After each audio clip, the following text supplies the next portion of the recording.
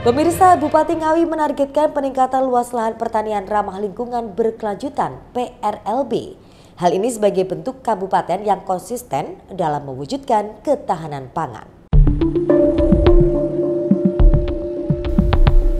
Pemkab Ngawi terus mendorong penerapan program pertanian ramah lingkungan berkelanjutan (PRLB) untuk mewujudkan ketahanan pangan. Hal ini ditunjukkan dengan capaian luas lahan PRLB yang terus meningkat setiap tahunnya.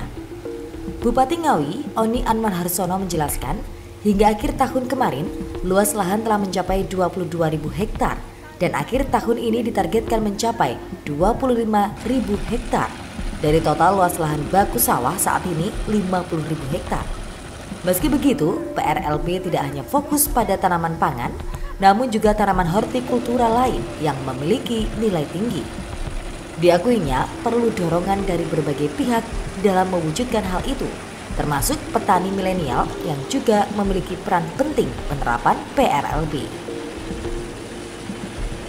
Oni menegaskan saat ini keberadaan PRLB di Kabupaten Ngawi tidak hanya sekedar data di atas kertas.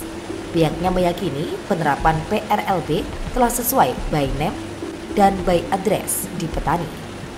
Pihaknya berharap konsistensi terhadap program tersebut.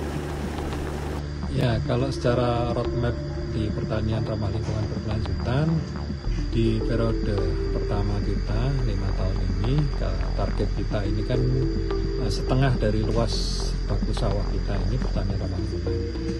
Di terakhir kemarin sudah ada 22.000, ya, target kita di 25.000. Semoga nanti di akhir tahun ini kita ngejar, teman-teman penyuluh juga siap di MT 1 nanti itu luas tanaman PRLB kita ini sudah berada di 25.000. Ini tidak hanya data di atas meja, tapi benar-benar real di lapangan bahwa program PRLB itu dijalankan. Tidak hanya pelatihannya saja yang banyak, ya, tapi kemudian dengan pelatihan itu petani-petani kita memang mengimplementasikan, sehingga tidak boleh lagi data-data ini hanya dikerjakan di atas meja, harus turun ke lapangan, detail secara luasan, kemudian by name by address-nya petani ini benar-benar menjalankan. Nah, kalau itu sudah di 25.000 hektar, berarti kan setengah dari luas baku sawah kita ini sudah menjalankan PRLB.